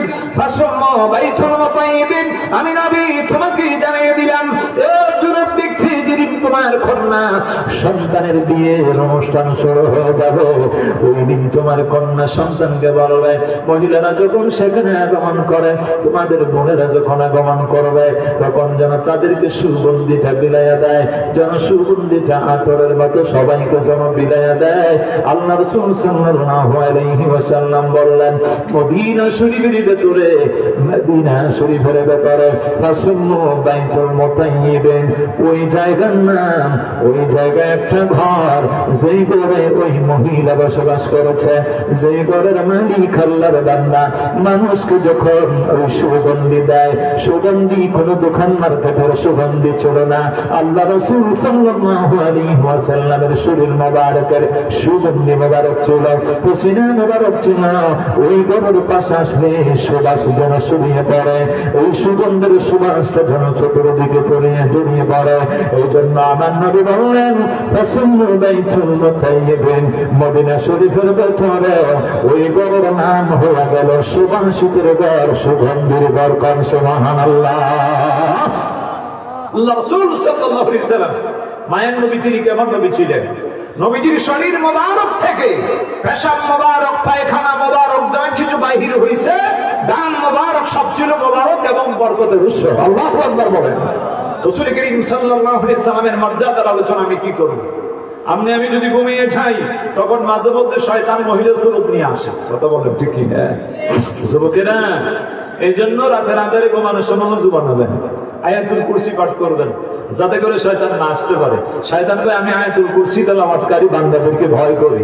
আপনি আয়াতুল কুরসি তেলাওয়াত করবেন, তারপরে ঘুম যাবেন, দেখবেন আলহামদুলিল্লাহ আপনি সুস্থ অবস্থায়, পবিত্র অবস্থায় ফজরের নামাজের দিকে চোখটা পরিষ্কার হয়ে গেছে, আপনি নামাজের জন্য প্রস্তুতি নিতে পারবেন, সুন্দরভাবে ওযু বানিয়ে নামাজ আদায় করতে পারবেন। আর যদি মনে করেন অ্যান্ড্রয়েড সেট হাতে নিয়ে এই নর্তকী মহিলাদের ন্যাংটা ছবি দেখতে দেখতে যদি ঘুম যান, আর 3টা 4টে যদি বাজ্যা যায়, তখন এই মুহূর্তে শয়তান আইসা বলবো ঘুম যা, কারণ সারা রাত পার হয়ে গেছে। আল্লাহর বান্দা তখন ঘুম যাবে, আর সকালে ঘুম ভাঙবে সকাল 8টা-10টার দিকে। কথা বলেন ঠিক কি না? নবীর সুন্নাত হলো সকাল সকাল এশার নামাজ পড়ে খাবার দাবার করিয়া তুমি ঘুম যাও, শেষের দিকে আল্লাহর হুকুমি করো, নামাজের মধ্যে নামাজের মুসল্লায় দাঁড়িয়ে যাও। তোমার বউ, তোমার স্ত্রী, তোমার পরিবার পরিজন, তোমার ছেলে মেয়ে যাতে না বলতে পারে, ভোরের মুসল্লায়, বাড়ির কোণে নামাজের মুসল্লায় দাঁড়িয়ে যাও। হুকুম বিকার জোরে বলেন খান। এখন তো আমরা বলে গেছি যুবকেরা, কারণ এই দুনিয়াটা দেখার জায়গা নয়। আল্লাহ বলতেছে প্রাচুর্যের মুহূর্তে তোমরা কি আছো? প্রাচুর্যের ভালোবাসায় মুগ্ধ হয়ে গেছো, যতক্ষণ পর্যন্ত না খবরের ডাক আসতেছে। কথা বলেন ঠিক না? কয়েকটা বাড়ি আছে, আমরা বাড়ি বানাইতে চাই, গাড়ি আছে আরো আল্লাহর কাছে চাই, আল্লাহ আরো একটা সুন্দর 50 লক্ষ টাকা গাড়ি কিনছি, এর জন্য 1 কোটি টাকা দিয়ে গাড়িটা কিনতে পারি। আল্লাহ শহরে সিলেটে একটা ভালো জায়গায় জিন্দা বাজারে বা বন্দরে সুন্দর একটা মার্কেট বানাইছি 5 তলা, এখন যেন আরো 10 তলা বানাইতে পারি। এইরকম আমাদের মনের মধ্যে আশা আছে কিনা? নাই, আশা আছে। যত আছে শ্বাস তত আছে আশ। আশা বাংলা হয় না। আল্লাহকে বান্দা আল্লাহ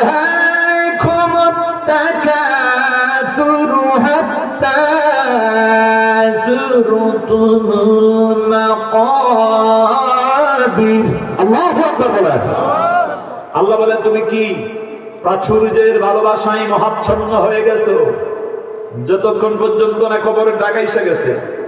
বান্দা তুমি এখন 20, 30, 40 বছরের যুবক। কবি কাজী নজরুল ইসলাম 18 বছর থেকে 40 বছর পর্যন্ত যুবকের একটা আলামত দেহের মধ্যে পাওয়া যায়। 40 যখন ওভার হয়, তখন আস্তে আস্তে বার্ধক্য আসতেছে। কথা বলে ঠিক কিনা যুবকেরা? 18, 20, 30 বছর এই মুহূর্তে আল্লাহকে চেনার চেষ্টা করো, কারণ কবরের মাটি প্রতিটা মুহূর্তে আপনাকে ডাকতেছে।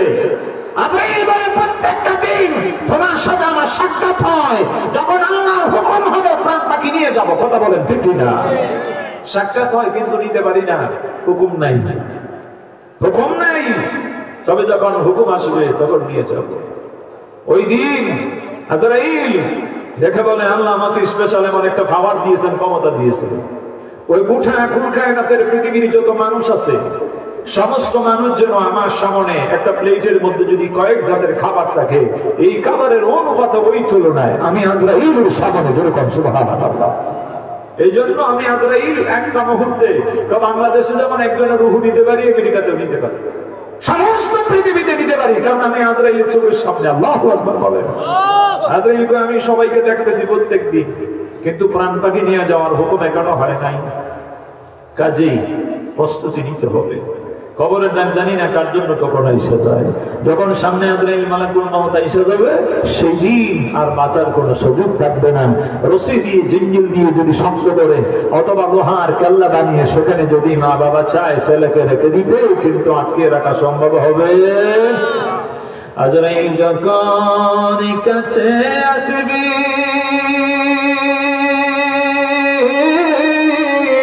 কোন জ্বর না চলিবে, প্রাণ পাখি কেড়ে নিবে, রাখতে পারবে না দুনিয়াতে নৌকা দাইয়া। আল্লাহ খবরে কাঁদায় না, জাহান্নামের আগুন আল্লাহ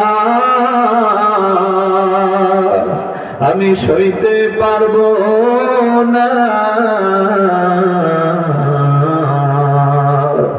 দুনিয়াতে নৌকা দাইয়া আমায় হাসরে কান্দায় না।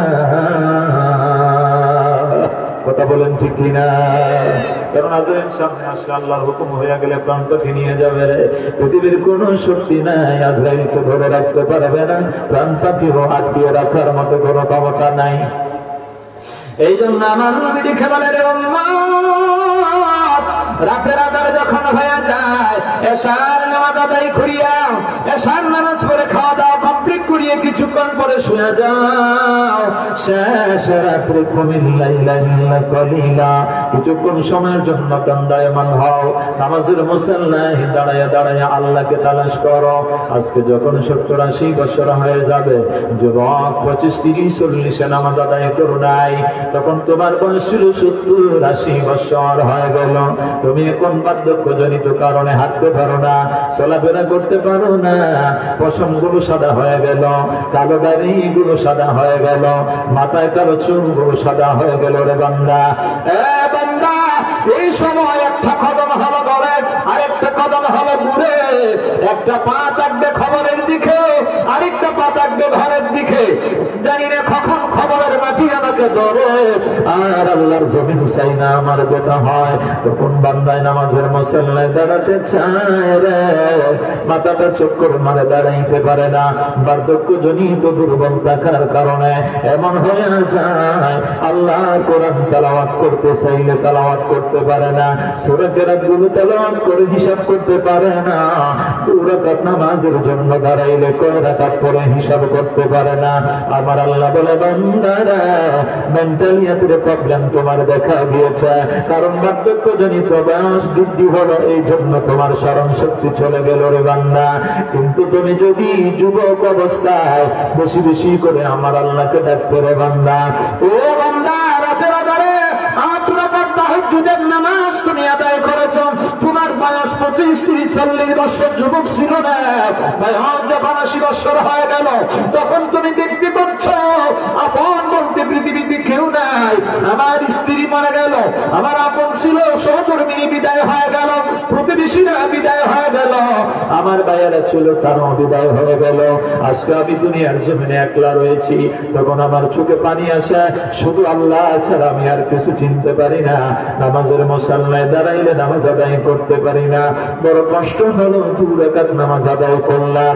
আমার আল্লাহর নবী রেখে বলে, উম্মত, উম্মত, فلهم أجر غير ممنون।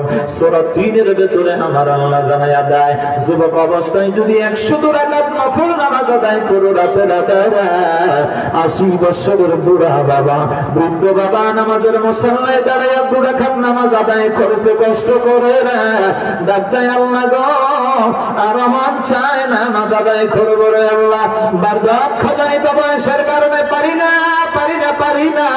আমার আল্লাহ কয়, আর চিন্তা করতে হবে না রে বান্দা, বান্দারা 2 রাকাত নামাজের মাধ্যমে আমি আল্লাহ 100 রাকাত নফল নামাজের সওয়াব আমলি দিয়ে দিলাম। সুবহানাল্লাহ। এই জন্য যুবক খালে ইবাদতের দাম আছে কিনা নাই? আপনি আমি যখন চিন্তা করব 80-90 বছরের মাথায়, আল্লাহ বলবে বান্দা অল্প আমলের বিনিময়ে বাইপাস সোজা চলে যাবা, কষ্ট হবে কম কিন্তু সওয়াব পাইবা বেশি। কথা বলেন ঠিক কিনা? জন্য আল্লাহকে বলে যাবো না। বলেছিলাম রাতের নর্তকীর ছবি দেখলেন, বাবা জানে না, মা জানে না, বিশাল অট্টালিকা আলিশান বাড়ি বানাইছে, ছেলের জন্য একটা রুম, মেয়ের জন্য একটা রুম, স্বামী স্ত্রী আর একটা রুম, সুন্দর আরো উপর তালায় আরো অনেক কিছু আছে, মেহমানদের জন্য রাখা হয়েছে। আপনি যাই ঘুমাইলেন, তখন আপনি যদি অন্যায় কাজ করেন দেখে এজন্য রাতের আয়াতুল কুরসি পাঠ করেন, ঘুম যাবেন, পবিত্র অবস্থায় উঠবেন। ইবলিস শয়তান কয় যদি এইরকম কাজ করো, আল্লাহর নাফরমানি করো, কারণ ইহুদি খ্রিস্টানরা একটা সুযোগ পাইছে, কোন নর্তকীদের ছবিগুলো, ল্যাংটা উলঙ্গ ছবিগুলো দিয়ে মুসলমানদের ঈমান আমলকে নষ্ট করার জন্য পায়তারা শুরু করে দিয়েছে। শাহজালালের মতো ওই আল্লাহ, শাহজালালের মতো ওই আল্লাহ, চোখ পড়ানো ওই আল্লাহ, মদিনার দিকে তাকাতেন না। শাহজালালের জিন্দেগি গুলো দেখে মহিলা দেখতে দেরি হয়, আল্লাহর ওই ডাকনা দিতে দেরি হয় না কোনো। সুবহানাল্লাহ। মহিলারা পর্দা করার আগে আল্লাহর ওলিরা পর্দা করত। সুবহানাল্লাহ, সুবহানাল্লাহ। নিজামুদ্দিন আউলিয়া আব্দুল বারী এরকম একদিন একটা রেকর্ড চলে গেল। নিজামুদ্দিন আউলিয়া রাহমাতুল্লাহ ওনার দরবারে সাংবাদিক মুরিদানেরা যায়, হুজুর দিল্লির জমিনের মাটিতে আরব ক্রান্তি থেকে, ইয়ামিন থেকে একজন লোক এসেছে, নাম হলো শাহজালাল। উনি মহিলা দেখলে নিজেই পর্দা করে ধরে থাকে। সুবহানাল্লাহ। উনি ভালো না মন্দ জানার জন্য লোক পাঠাইছে, ও যাই বলো আমার দরবারে আসার জন্য। আল্লাহর ওলি শাহজালাল মুজাররদ ইয়ামানি, উনি তো মনের খবর জানে। সুবহানাল্লাহ বলেন। অনেকে বলতে পারে হুজুর হুজুর তো আপনি শিরক করছেন। শিরক কিসের শিরক? কয় আল্লাহ তো মনের খবর জানে, তো শাহজালাল জানে কেন? শাহজালাল নবীর সাথে সম্পর্ক আছে, আর নবীর সাথে আমার আল্লাহর সম্পর্ক। আল্লাহ থেকে নবীর কাছে আসে, নবীর থেকে আউলিয়া কারাম যুগবরণ্য আল্লাহর ওলিগণের কাছে আল্লাহ প্রদত্ত একটা ক্ষমতা আসে, যেই ক্ষমতার বলে বলিয়ান হয়ে আল্লাহর ওলিরা মানুষের মনের খবর জানে। সুবহানাল্লাহ। আল্লাহর ওলিরা জানে কি জানে না? জানার ক্ষমতাটা দিয়েছেন কে? এরকম অসংখ্য ঘটনা আছে, সেটাকে নূরে নজর বা নূরে ফেরাসত বলা হয়। ইমামে আজম কুফার মসজিদে নামাজ পড়াইতেছেন, তখন এক ব্যক্তি ওযু বানাইছে, ওযু বানাইয়া যখন আল্লাহর ওলির পিছনে যায় নামাজ পড়ব, আল্লাহ রাসূল বলেছেন ইদা তাওয়াদ্দাল আব্দুল মুসলিম আও মুমিন ফাকাসালা ওয়াজহু হারাদা মিন ওয়াজহিহি কুল্লু খাতিয়াতিন নাযারা ইলাইহা বিআইনিহি মাআল মা আও মা আখিরি খাতরাতিল মা ফাইদা গাসালা ইয়াদাইহি হারাদা মিন ইয়াদাইহি কুল্লু খাতিয়াতিন কানা বাতাশাতহা ইয়াদাহু মাআল মা আও মা আখিরি খাতরাতিল মা ফাইদা গাসালা বিদিলাইহি খারাজা কুল্লু খাতিয়াতিন মা শাতাহা রিজলাহু মাআল মা আও মা আখিরি খাতরাতিল মা হাত্তা ইয়াখরুজা নাকিয়াত মিনাজ সাদাক। সুবহানাল্লাহ। আমার নবীজি বলেছেন উম্মত, তুমি যখন ওযু বানাবে, ওযুর যত অঙ্গে, ওযু করতে যত অঙ্গগুলোর মধ্যে পানি লাগবে, পানি লাগতে দেরি হয়, কিন্তু গুনাহ করলে ওই গুনাহগুলো পানির সাথে বসে পড়তে দেরি হয় না। সুবহানাল্লাহ। আল্লাহর ওলি ইমাম আযম আবু হানিফা কোন ধরনের গুনাহ, কোন ক্যাটাগরির গুনাহ করছে তাও দেখে। সুবহানাল্লাহ বলেন। কোন ধরনের গুনায় কোন আবরণ সৃষ্টি হয়, কোন ধরনের দেওয়াল সৃষ্টি হবে তাও দেখে। আল্লাহর ওলি ডাক দিয়ে কয়, যুবক জনক ব্যক্তি, তুমি কোথায় জেনা করে এসেছো? লোকটা তো তাজ্জুবের বিষয় বলতেছে, ইমামে আজম আপনি আমাকে এরকম একটা কথা বললেন? আমি আমার নবীজির হাদিসে পেয়েছি ওযু বানানোর পরে ওযুর পানির সাথে গুনাহ মুছে পড়ে যায়। আল্লাহ রাসূলের সহিহ হাদিস, আল্লাহ রাসূল সাল্লাল্লাহু আলাইহি সাল্লামের হাদিসটা বলতেছি। তো আপনি কিভাবে দেখলেন? আপনি কোন জায়গায় গুনাহ করেছেন? জিনার গুনাহ করে এসেছেন, এইজন্য ওযু বানাচ্ছেন, নামাজ আদায় করবেন, ওযুর সাথে সেটা পড়ে যাচ্ছে। সুবহানাল্লাহ। লোকটা সাথে সাথে বলে, ইমামে আজম আমি অন্যায় করেছি, আপনি দেখে ফেলেছেন। আল্লাহ পাক তো অবশ্যই দেখেছে, আল্লাহকে লুকিয়ে রাখতে পারে নাই, আল্লাহ কি আমাকে ক্ষমা করবে? ইমামে আযম বলে, আল্লাহ বলেছে ইয়া আইয়ুহাল্লাযীনা আমানু তুবু ইলাল্লাহি তাওবাতান নাসুহা, বান্দা যখন খালিস নিয়তে তওবা করে তখন সাথে সাথে আল্লাহ ক্ষমা করে দেন। সুবহানাল্লাহ। তওবাটা হতে হবে এমন যে আগামী কাল থেকে আর এই ধরনের কোনো গুনাহ করব না। যে গুনাহ কবিরা করেছি, আল্লাহ আমি বুঝতে পেরেছি আমি গুনাহ কবিরা করেছি, আমাকে ক্ষমা করে দাও, আর কোনোদিন করব না, সুযোগ পেলেও করব না। আল্লাহ ক্ষমা করে দেয়। বলছিলাম হাজরিন, অন্যায় করলে দেখবেন কে? যুবক বিল্ডিং এর ভিতরে 10 তলা বিল্ডিং এ 100 নাম্বার রুমে কি করছো? আমার আল্লাহ সব দেখে। 5 স্টার হোটেলে কি করছো? আমেরিকাতে যায়া বড় একটা সুন্দর বিল্ডিং এ যায়া কি করছো? টুইন টাওয়ারে কি করছো? আল্লাহ সব দেখে। কথা বলেন ঠিক কি না? বলেছিলাম আমার আল্লাহ বলে, বান্দারে তোমাকে পাঠাইছি আমার গোলামের জন্য, আমার নবীকে এমন মর্যাদা দিলাম, সেই নবীর উম্মত হতে পেরেছে, তোমার কত বড় ভাগ্য। ইবলিস শয়তান ঘুমানোর পরে আপনি আমার সামনে আসতেছে, যুবকদের ঈমানটা পরীক্ষা করার জন্য আসতেছে। যুবক যদি আল্লাহর নাম নিয়ে, আল্লাহর কোরআনের আমল, আয়াতুল কুরসির আমল নিয়ে যদি ঘুমায়, শয়তান অ্যাটাক করতে পারে না। আর না হয় শয়তান আইসা যে সুন্দরী নারী ছবি দেখছে, ওই সুন্দরী নারীর সুরত নিয়ে হেতের কাছে ঘুমাইবো, ঘুমাইয়া সকালবেলা উঠবো, আবার দিকে ফজরের নামাজের টাইমে দেখে যুবক শরীর খারাপ হয়ে গেছে, স্বপ্ন বেশি অপবিত্র হয়ে গেছে। কথা বলে ঠিক না? কারণ স্পেশাল একটা পাওয়ার নিয়ে আসছে ইবলিস শয়তান, স্পেশাল একটা পাওয়ার আল্লাহর কাছ থেকে নিয়ে আসছে। قال ربي فانظرني الى يوم يبعثون قال فانك من المنظرين الى يوم الوقت المعلوم قال فبعزتك لأغوينهم اجمعين الا عبادك منهم المخلصين الله اكبر। সে অন্যায় করেছিল, এগুলি অনেক কাহিনী। অন্যায় করেছে, আল্লাহর সাথে বিয়াদবি করেছে, আদম নবীকে সাজদা দেয় নাই, সে 6 লক্ষ বছর ইবাদত বন্দেগী করেছে, লৌহে মাহফুজে দৃশ্য দেখেছে, সেখান থেকে আল্লাহর কাছে বলেছে আল্লাহ কি, আল্লাহ বলছে আদমকে সাজদা করো নাই, সাজদা না করে আজকে তুমি জাহান্নামী। আল্লাহ জাহান্নামে এমত অবস্থায় জাহান্নামে যেতে পারি? ঠিক আছে আল্লাহ, আমি মালুম হয়ে গেলাম, তোমার রহমত থেকে বঞ্চিত হয়ে গেলাম, আপনার কাছে আমার একটা আবেদন, একটা আরজি। আল্লাহকে কি, আমাকে কিয়ামত পর্যন্ত হায়াত বাড়িয়ে দেন। নাউজুবিল্লাহ বলেন, হায়াত নিয়ে কি করবা কিয়ামত পর্যন্ত?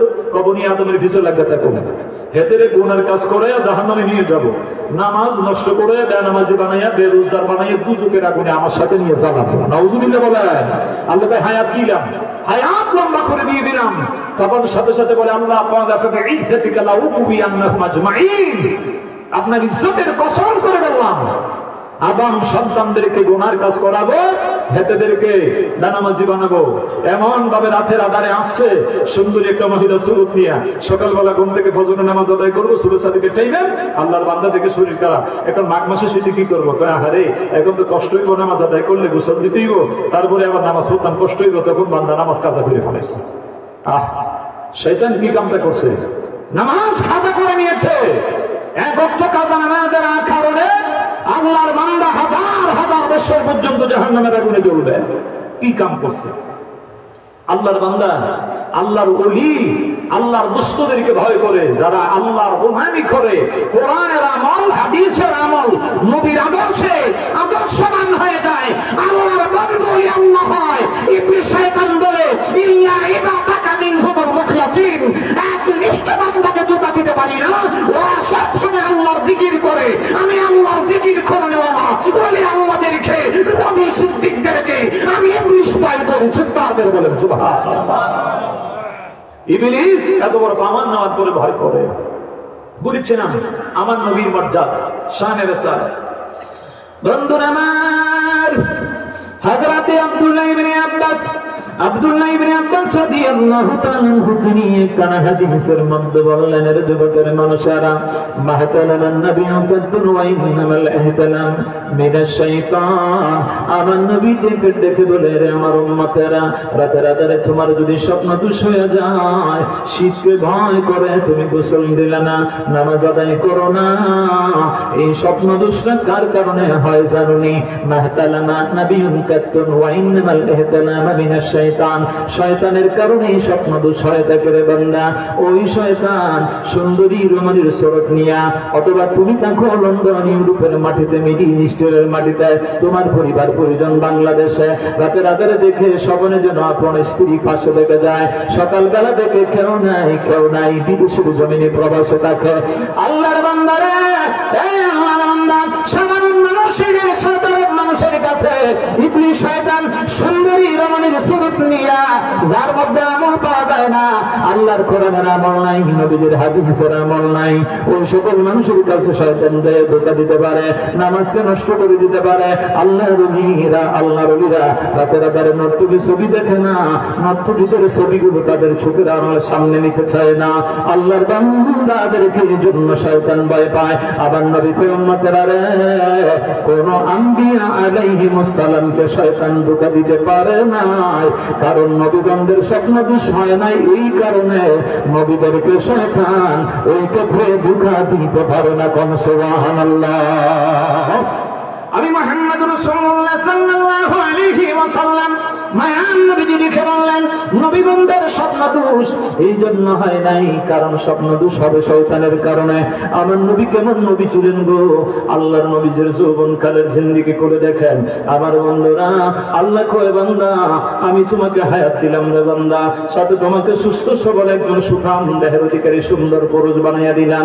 বান্দারে যৌবনকাল দিলাম তোমাকে ঈমান পরীক্ষা করার জন্য। আমার আল্লাহ ডেকে বলে বান্দা তাবারাকাল্লাযী বিয়াদিহিল মুলকু ওয়া হুয়া আলা কুল্লি শাইইন কাদির আল্লাযী খালাকাল মাউতা ওয়াল হায়াতা লিয়াবলুয়াকুম আইয়ুকুম আহসানু আমালা। এ বান্দা কল্যাণময় মহিমান্বিত আল্লাহ ডেকে বললে গোটা পুর কায়নাতের রাজত্ব আল্লাহর হাতে রে বান্দা।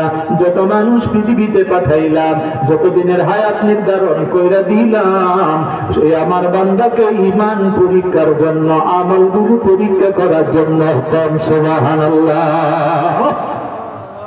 এ বান্দা, অনেক বান্দাগুলো আছে আল্লাহকে মহব্বত করে, আল্লাহকে ভালোবাসে, অন্যায় কাজ করে না, সুদের সাথে জড়িত হয় না, ঘুষ গ্রহণ করে না, জেনা ব্যভিচার করে না, মদ খায় না, জুয়া খেলে না, অন্যায় কথা বলে না, পরের গীবত করে না, নিন্দা করে না। আল্লাহর বান্দা আল্লাহকে ভয় করে। আমার আল্লাহ কয় ওয়াত্তাকুল্লাহ। ও বান্দা তুমি আল্লাহকে ভয় করো। বান্দা তুমি যদি আল্লাহকে ভয় করো, তোমাকে আমি জমিনের মধ্যে পরীক্ষা করার জন্য পাঠিয়ে দিলাম। বান্দা এক ব্যক্তি বলে ইয়া রাসূলুল্লাহ ইয়া হাবিবাল্লাহ, নবী গো আমি দুনিয়াটাকে পাইলাম এমন তো কেমন পাইছো? এই লোকটা কয় ইয়া রাসূলুল্লাহ যে নগরের একটা দরওয়াজা দিয়ে ঢুকেছি, অন্য দরওয়াজা দিয়ে বাইরে হয়ে গেছি। নবী গো মাত্র কয়েকটা সেকেন্ড এখানে লাগছে গো নবী। আল্লাহর বান্দারা রে, আখিরাতের তুলনায় দুনিয়াটা হলো কয়েকটা সেকেন্ডের জায়গা। কম সুবহানাল্লাহ। ওই মুসাফির খানায় বান্দা, বান্দা যদি আল্লাহর হুকুম মাইনা চলে রে, আখিরাতের মাঠ কেমন হবে? আমি ইয়াউমিন কানা মিকদারুহু 50 আলফ সানা মা তুলু হাদাল ইয়াউম ওয়াল্লাযী নাফসি বিয়াদিহি ইন্নাহু লা ইউখাফফাফু আলাল মুমিন হাত্তা ইয়াকুনা হাওয়ানা আলাইহি মিনাস সালাতিল মাকতুবাতি ইউসাল্লিহা ফিদ দুনিয়া। আখিরাতের ময়দানটা কেমন হবে রে বান্দা? কবরে তো হাজার হাজার লক্ষ লক্ষ বছর পর্যন্ত কবরে জ্বলবে। বান্দার যদি আমল ভালো না হয়, আখিরাতের ময়দান কেমন হবে রে? ওই ময়দানে মাশরে যেদিন সূর্যটা মাথার উপরে আসবে, তুদনা শামসু ইয়াউমাল কিয়ামাতি মিনাল হালকা। আমার নবী কয় উম্মত বর্তমানে সূর্যটা কোটি কোটি কোটি কোটি মাইল উপর থেকে তোমাকে তাপ দিচ্ছে, সইতে পারো না। চৈত্র মাসের রুদ্রে ওই সূর্যের নিচে আকাশের খোলা আকাশের নিচে দাঁড়াইতে পারো না। এয়ার কন্ডিশনের ব্যবস্থা করে সুন্দর যায় আরাম করো।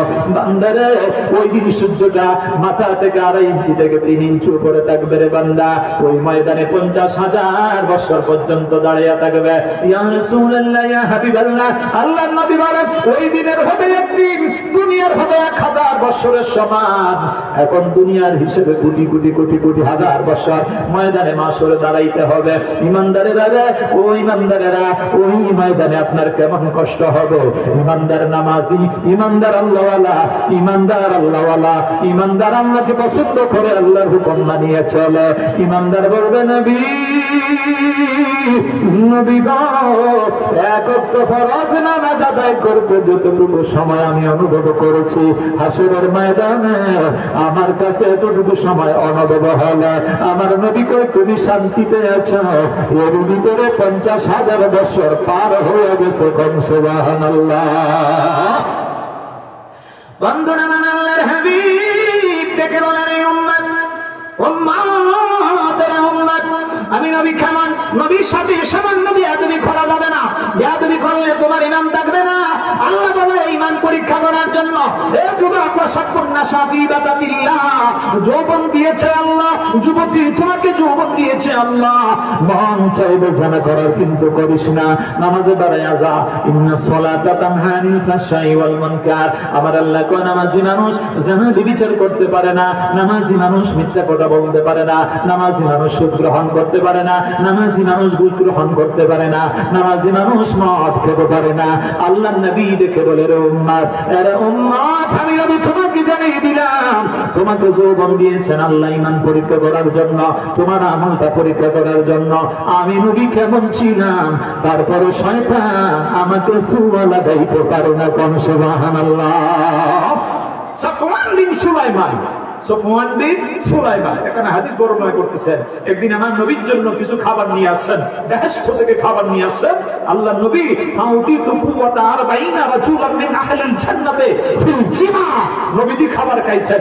খাওয়ার পরে জিবরিল বলতেছে, ইয়া রাসূলুল্লাহ, বেহেশত থেকে খানজা নিয়ে আসলাম, আপনাকে খাওয়াইলাম। আপনি খাবারের পরে আপনার মধ্যে কি আছে জানেন? নবী কই কি আছে? জিবরিল কই, ইয়া রাসূলুল্লাহ, আল্লাহ তাআলা আপনাকে বেহেশতি 40 জন যুবকের যৌবন শক্তি আল্লাহ আপনাকে দিয়েছেন। সুবহানাল্লাহ, কেমন যৌবন শক্তি? বেহেশতি 40 জন যৌবনওয়ালা পুরুষের যৌবন শক্তি আল্লাহ দিয়েছেন। যৌবন শক্তি যদি না থাকে, খেতে বিয়ে করছে, এক বেটা হলো ম্যাজিস্ট্রেট, বিয়ে করছে অনেক সুন্দরী নারী, খেতের আমলগুলো কিন্তু ভালো ছিল না, শেষ পর্যন্ত যৌবন ল্যাচ হয়ে গেছে। এক পর্যায়ে কি করছে, যখন সুন্দরী মায়া বিয়ে করছে, বাড়িতে ছিল এক রাখাল ছেলে, রাখাল ছেলের সাথে ওই মহিলা সম্পর্ক করে ফেলছে। শেষ পর্যন্ত ওই মহিলা ওই যুবকের সাথে বিয়ে শাদী করলো। বিয়ে শাদী করার পরে ওই ম্যাজিস্ট্রেট সাহেব ওই মহিলার নামে মামলা দিচ্ছে। নাউজুবিল্লাহ বলেন। মামলা দেওয়ার পরে তিনি সেদিন দাঁড়াইয়া বলছে, ম্যাজিস্ট্রেট সাহেব, এই আদালতের মধ্যে বলতে চাই, কুয়াটা ছিল গভীর কুয়া, যেখানে 10 ফিট নিচে পানি ছিল, গভীর কুয়া। ওখানে যদি আপনি 5 ফিট একটা রশি নামাইয়া বালতি সেখানে বিচ্ছা দিয়া যদি পানি উঠাইতেছেন, আপনার পক্ষে 10 ফুট গভীর কুয়াতে আপনি 5 ফিট রশি, লম্বা রশি দিয়ে কি পানি উঠানো সম্ভব হবে? কথা বলেন। ম্যাজিস্ট্রেট কলম কামড়াইতেছে, কয় ওনার মধ্যে যৌবন নাই, ওনার মধ্যে যৌবন নাই। আমি জানি আমার স্বামী চরিত্র ভালো না, খেতে বিয়ে শাদীর আগে অনেক মাইয়ের সাথে প্রেম করছে, প্রেম করে ওনার জীবনে সবকিছু নষ্ট করে ফেলে দিয়েছে। আমি ওনার কাছে কিছু পাই নাই, এই জন্য আমি রাখাল ছেলের সাথে বিয়ে বসছি। এখন ম্যাজিস্ট্রেট সাহেব শেষ পর্যন্ত রায় দিয়েছে, আপনার তো যৌবন শক্তি নাই, এগুলি নষ্ট হয়ে গেছে, সুতরাং এই মহিলার সাথে আপনি এই গোস্তাহিরাগান্বিত হইয়া মামলা ফামলা দিয়ে কোনো লাভ নাই, আপনি মুক্ত করে দেন। যে কোনো আমার আমাদেরকে বলে বাংলা যৌবন দিয়েছি ইমান পরীক্ষা করার জন্য। এক একটা যৌবনওয়ালা পুরুষ যদি ইমান নিয়ে নেক আমল নিয়ে জান্নাতের ভিতরে যেতে পারে, একজন নয়, 2 জন নয়, 100 জন যৌবনওয়ালা পুরুষের যৌবন আল্লাহ তাআলা এক একটা জান্নাতি যুবককে দান করবে। সুবহানাল্লাহ।